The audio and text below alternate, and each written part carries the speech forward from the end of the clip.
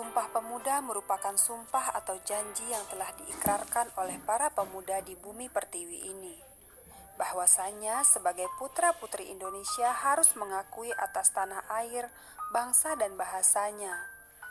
Dalam Sumpah Pemuda ini, para pemuda bersumpah bahwa Indonesia adalah tanah air tumpah darahnya, serta bahasa Indonesia merupakan bahasa yang mempersatukan seluruh tanah airnya. Di dalam video kali ini kita akan membahas sejarah Sumpah Pemuda.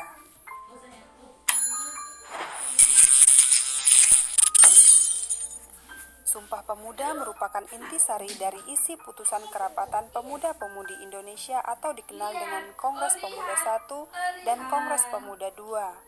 Melalui hasil kongres itulah kita bisa mengenal istilah satu tanah air, satu bangsa, dan satu bahasa, yakni Indonesia yang kemudian dikenal dengan nama Sumpah Pemuda. Kongres Pemuda I. Peranan pemuda dalam pergerakan nasional dimulai sejak berdirinya Budi Utomo tanggal 20 Mei 1908. Dalam perkembangan selanjutnya, organisasi itu lebih banyak diikuti oleh golongan tua. Oleh karena itu, para pemuda selalu ingin menggalang kekuatan yang merupakan pencerminan aktivitas para pemuda. Kongres Pemuda I berlangsung di Jakarta pada tanggal 30 April sampai 2 Mei 1926.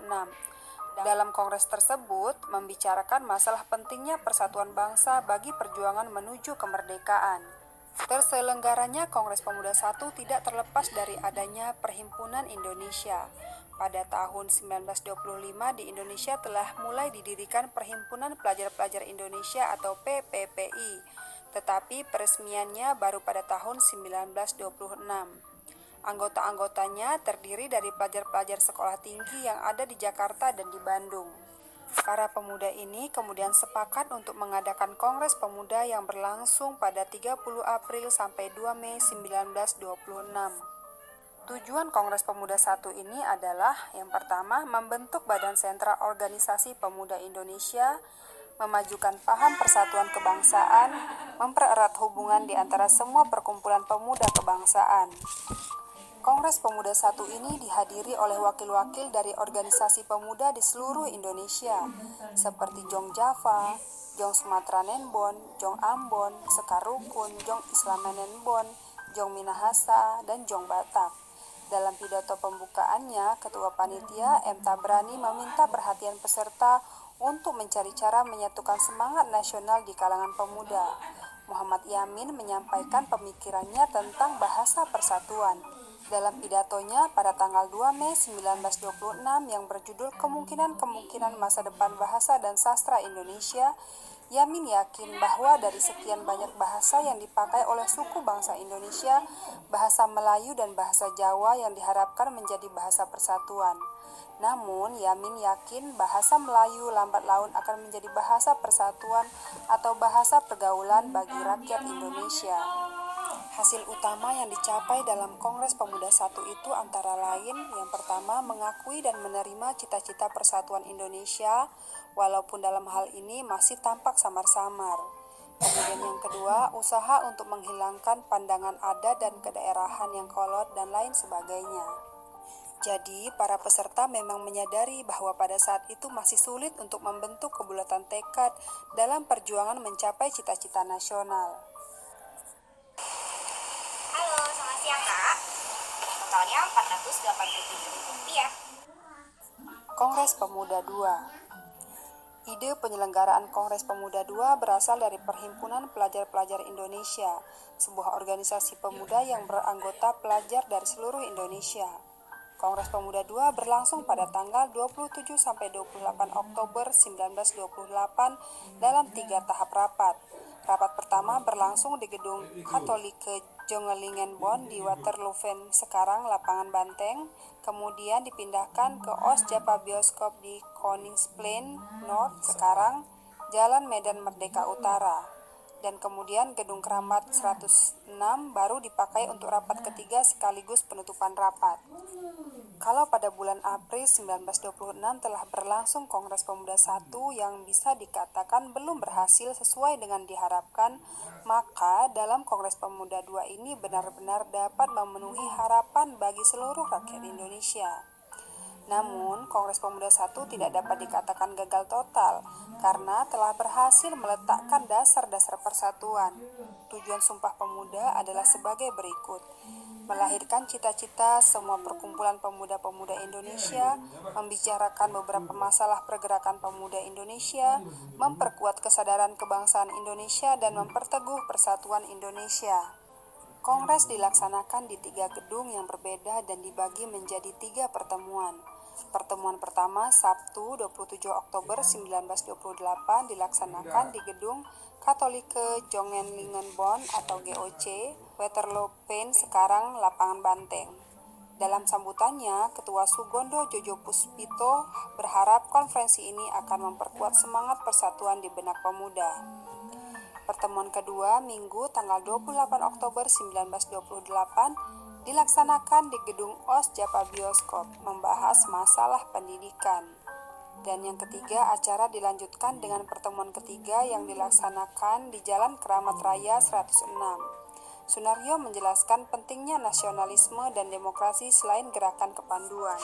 Dari rapat pertama hingga rapat ketiga, Kongres Pemuda II ini menghadirkan 15 pembicara yang membahas berbagai tema.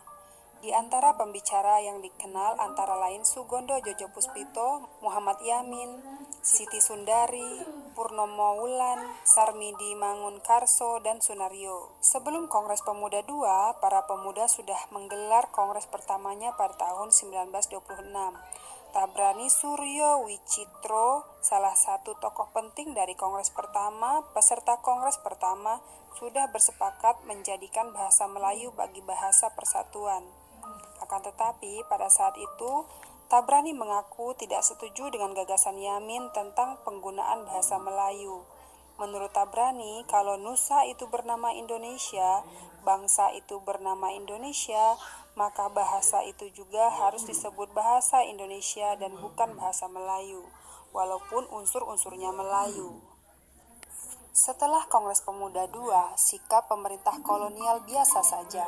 Bahkan, Van der Plas, seorang pejabat kolonial untuk urusan negara jajahan, menganggap remeh Kongres Pemuda itu dan keputusan-keputusannya. Van der Plas sendiri menertawakan keputusan Kongres untuk menjadikan bahasa Indonesia sebagai bahasa persatuan, mengingat bahwa sebagian pembicara dalam Kongres itu justru menggunakan bahasa Belanda dan bahasa daerah. Sugondo sendiri, meskipun didaulat sebagai pemimpin sidang dan berusaha menggunakan bahasa Indonesia, terlihat kesulitan berbahasa Indonesia dengan baik. Akan tetapi, apa yang diperkirakan oleh Van der Plas sangatlah melesat. Sejarah telah membuktikan bahwa Kongres itu telah menjadi api yang mencetuskan persatuan nasional bangsa Indonesia untuk melawan kolonialisme.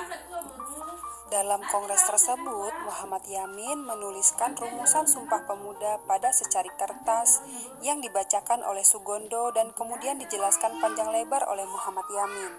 Dalam kongres itu pula, untuk pertama kalinya lagu Kebangsaan Indonesia Raya ciptaan W.R. Supratman dikumandangkan di depan banyak orang peserta kongres.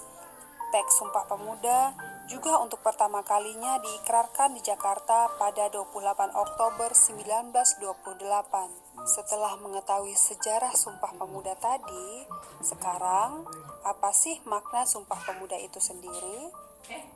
Sumpah Pemuda merupakan bukti autentik bahwa pada tanggal 28 Oktober 1928, bangsa Indonesia telah dilahirkan. Proses kelahiran bangsa Indonesia ini merupakan buah dari perjuangan rakyat yang selama ratusan tahun tertindas di bawah kekuasaan kaum kolonialis. Kondisi ketertindasan inilah yang kemudian mendorong para pemuda untuk membulatkan tekad demi mengangkat harkat dan martabat hidup orang Indonesia. Tekad inilah yang menjadi komitmen perjuangan rakyat Indonesia hingga berhasil mencapai kemerdekaannya pada tanggal 17 Agustus 1945. Sesuai namanya, Sumpah Pemuda dirumuskan oleh para pemuda. Mereka kemudian menjadikannya sebagai dasar untuk membangkitkan rasa nasionalisme. Para pemuda tidak lagi berjuang sendiri, melainkan bersama-sama. Makna Sumpah Pemuda bagi generasi muda terkandung dalam 3 isi penting momen sejarah, yaitu bertanah air, berbangsa, dan berbahasa. Apapun makna dan pengertiannya, satu hal yang pasti adalah bagaimana momen ini harus dijadikan sebagai titik untuk mempersatukan bangsa Indonesia.